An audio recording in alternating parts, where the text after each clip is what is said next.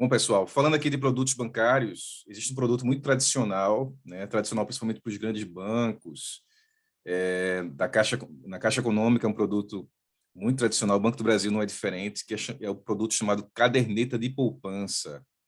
Primeiro, por que esse nome caderneta de poupança? Esse nome é porque ela, antigamente, né, muitos anos atrás, eu peguei um pedacinho disso, tá? Peguei um pedaço, embora já tivessem acabando as cadernetas, mas eu cheguei a ver caderneta.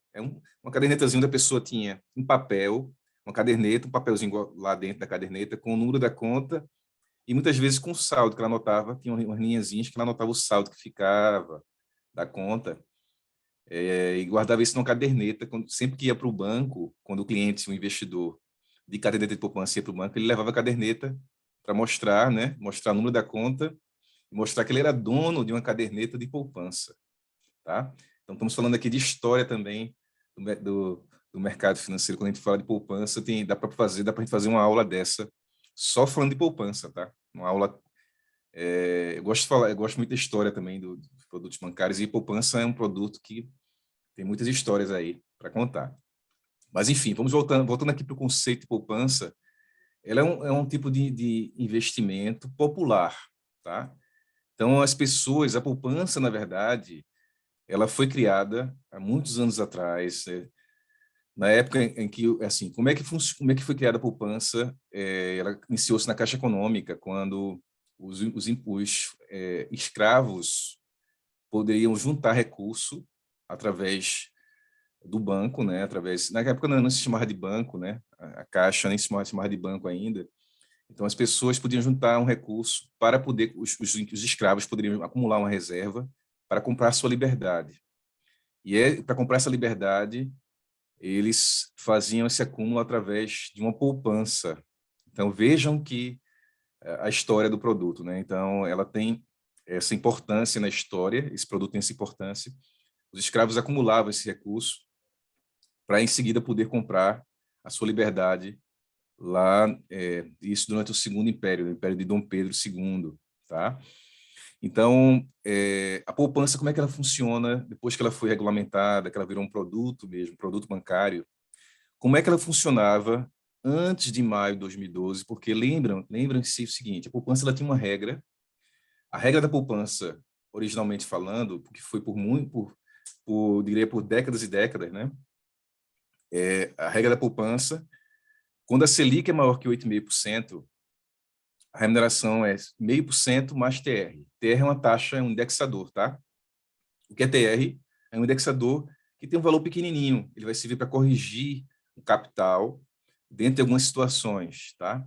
Algumas situações que em finanças, a gente aborda mais o conceito de TR, quando a gente fala sobre até certificação bancária, a gente aborda bem o conceito, como é que é o cálculo, inclusive, da TR, conceitualmente falando, tá? Mas, assim, a poupança, ela tem uma regrinha de pagar antes da lei, que aconteceu em maio de 2012, da mudança da lei. A poupança, ela sempre foi assim, ela pagava 0,5% ao mês mais TR, certo? 0,5% ao mês mais TR. A remuneração ocorre a cada 30 dias, então essa é outra característica, você deposita o dinheiro em poupança. Os juros vão entrar depois de 30 dias daquela data que você depositou, que é chamada de data de aniversário, tá? Então tem esse nome, data de aniversário, a data que você depositou. Danilo, mas quem é poupador, quem tem caderneta de poupança, ou quem tem poupança, porque caderneta se usa muito pouco hoje, quem tem poupança, pode ter várias datas de aniversário, várias datas de depósito? Pode.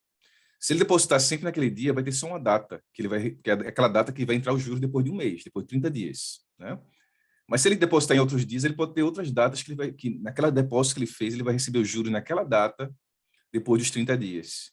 Entenderam? Então, assim, eu posso ter vários dias entrando jurozinho, não pode? Pode. Ele vai ter várias datas de depósito e várias datas de aniversário dos rendimentos. Por isso que é chamada data de aniversário. O dia de depósito, ele vai ficar recebendo sempre aqueles rendimentos naquela data que ele depositou. Alguns poupadores costumavam escolher uma data única no mês para depositar, porque aí controlava melhor os rendimentos. Recebia tudo acumulado depois de 30 dias. Mas é comum também haver várias datas de depósito. Então, eu falei, a regra era 0,5% ao mês mais TR, só que houve uma mudança em maio de 2012. Então, até o governo percebendo que precisava baixar a Selic, e aí haveria um problema de concorrência natural do produto poupança com outros investimentos, especialmente os títulos públicos, imagina, poupança pagar mais do que título público, haveria uma concorrência impraticável e poderia acontecer um desequilíbrio no mercado financeiro. Os investidores vão escolher aquilo que seja seguro e que pague melhor, né? Assim, eu vou escolher o que rende, mas o que tem nível de segurança. Quanto melhor a segurança de acordo com o que eu recebo, eu vou optar mais por aquele produto, né, que me dá mais segurança e melhor rentabilidade. Ou, se houver risco, que ele me pague uma rentabilidade maior também. Esse é o sentido. Então, para não houvesse essa concorrência da poupança com os títulos públicos, o governo tomou a decisão de mudar a regra da poupança. Mas isso, principalmente para gerar o equilíbrio de mercado necessário, porque nós sabemos a importância que tem os títulos públicos para financiar a dívida do governo, para o governo, enfim, aquilo que nós vimos em orçamento público, né? Ele financiar os projetos de saúde, educação, suas despesas recorrentes com a sociedade, enfim. Então, existe um sentido por trás importantíssimo, que é justamente o financiamento do governo através das pessoas que têm título público. E aí, para não haver esse desequilíbrio, ele mudou a regra da poupança para o seguinte: quando a Selic é maior que 8,5% ao ano, enquanto a Selic estiver maior que 8,5% ao ano, a poupança vai render 0,5% mais TR, que é justamente a regra anterior. Porque aí ele tem um patamar em que o título público fica atrativo ainda, né? O Tesouro Selic, por exemplo, né? Ele vai, quando os juros estão acima de 8,5% ao ano, então, naturalmente, as pessoas não vão querer trocar Tesouro Selic por poupança, né? Então, ainda há um equilíbrio em relação às forças de mercado. Por isso que a regra mudou por esse patamar de 8,5%. Mas, assim, indo para a regrinha, voltando para a questão da regra, Selic maior que 8,5% ao ano, a remuneração será 0,5% ao mês mais TR, que é o indexador, é a correçãozinha a mais, tá? E quando a Selic está menor que 8,5% ao ano, a poupança rende 70% da taxa da Selic. Então, ela rende o percentual da Selic, que é 70% a esse número. Então, lembrem-se bem, memorizem isso. Selic maior que 8,5%, estamos falando disso, isso é um assunto importante, inclusive nesse cenário atual, porque a Selic está subindo, né, pessoal?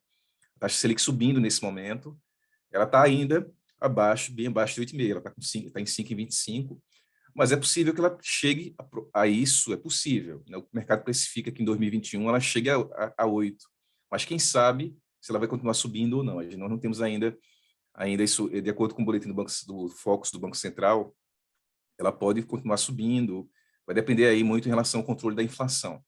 Mas, assim, eu estou aprofundando um pouco, mas voltando aqui à regrinha, Selic maior que 8,5%, a poupança pagará 0,5% ao mês mais TR, certo? Selic menor ou igual a 8,5%, a remuneração será 70% da Selic. Então, menor ou igual a 8,5%, quanto é que o investidor vai receber? 70% da Selic. Quem tem poupança vai receber 70% da Selic. Com a mesma regrinha, tá, pessoal, do prazo. Não muda nada em cima. O que eu falei das regrinhas de data de aniversário, remuneração a cada 30 dias, 30 em 30 dias, isso não muda. O que mudou foi a remuneração. A lei que aconteceu em maio de 2012, ela alterou, para ser mais específico, foi 3 de maio de 2012, né, essa mudança de chave. Essa lei mudou a forma de remuneração da poupança, ok? Então, todo mundo já memorizou aí as diferenças hoje, tá? E aí, com essas características, ela foi criada assim, depois dessa situação da criação principal da poupança, ela tem uma função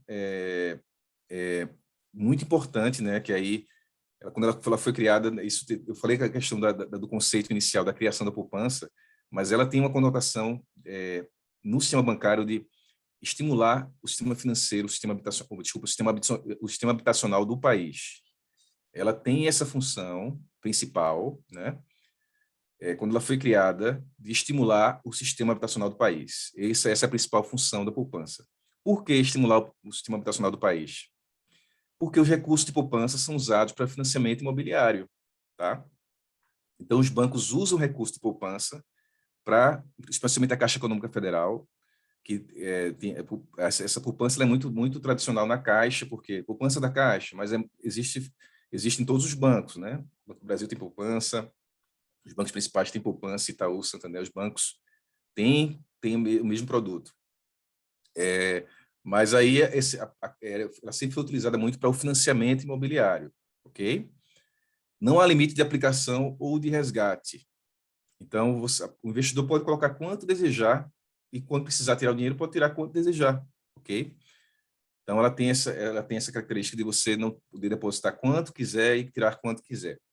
Logicamente, se você tirar o recurso antes, se o investidor tira o recurso antes do vencimento dos juros, ele perde a remuneração do mês. Por exemplo, eu depositei R$ 10.000 na poupança.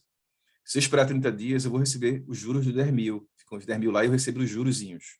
Eu posso tirar ou deixar lá, ok? Se eu deixar lá, logicamente vai capitalizando, vai aumentando aquele saldo. Agora, se eu sacar os 10 mil antes de 30 dias, eu não recebo remuneração. Eu só vou receber a remuneração se eu deixar aquele 10 mil por 30 dias, e a cada 30 dias eu vou recebendo. Se eu tirar uma parte dos 10 mil, eu vou receber juros menores, certo? Então, os bancos não cobram pela manutenção das cadernetas de poupança. Não existe tarifa pela manutenção da caderneta de poupança. Tá?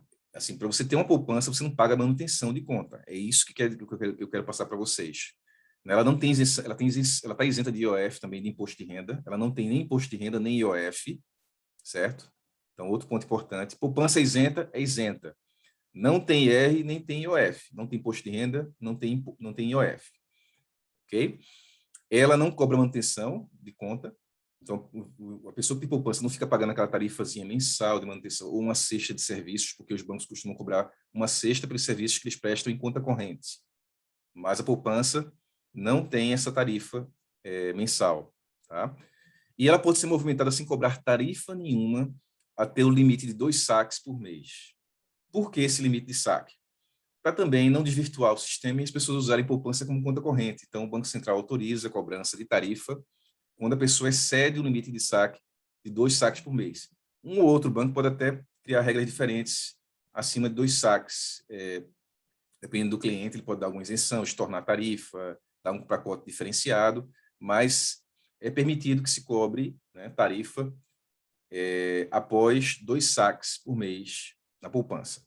Tá? Aí vimos aqui o símbolozinho. Poupança remete muito, né, Antônio, ao símbolozinho do porquinho, porque assim a gente coloca, tanto que quando a gente tinha um cofrinho, né, a gente acumula nossas moedinhas lá e a gente vai acumulando, fazendo poupança também. A gente está acumulando no porquinho, aquele cofrinho que muita gente usou no passado. Hoje também é uma raridade. Algumas pessoas usam, mas aí lembra de quebrar o porquinho. Às vezes a pessoa, o pai ou a mãe chegava, quebrava o porquinho e ia abrir a caderneta de poupança do filho. Era muito bonito esse gesto, né? Um gesto de educação financeira. Acumulava reserva. Quando enchia o porquinho, olha, vou abrir agora a sua poupança. E aí iniciava a história do poupador quando era criança, né? Isso tem toda uma simbologia também, né, Antônio? Isso, exatamente. Então, só para resumir a poupança é um instrumento simples, né? Ela tem 2 regras de remuneração, é bom saber para a prova. A taxa de juros está alta e quando ela está baixa, né? Um é 0,5% ao mês mais TR, a outra é 70% da taxa Selic. E é um instrumento que não tem imposto de renda, não tem IOF, né? Não tem cobrança para manter uma conta de poupança, né? Então, é bem interessante aí a poupança e saber que a poupança ela é usada para estimular o sistema habitacional do país, mas a poupança do Banco do Brasil, a chamada poupança ouro, ela é destinada a desenvolvimento do setor agrícola, tá? Então, o dinheiro da poupança ouro, da poupança do Banco do Brasil, é uma coisa específica do Banco do Brasil, ela vai para financiar a produção agrícola, tá? Crédito agrícola. Agronegócio, como se chama hoje. Beleza, Danilo, pode avançar aí. Perfeito, Antônio. O Banco do Brasil sempre muito ligado à parte agrícola, né?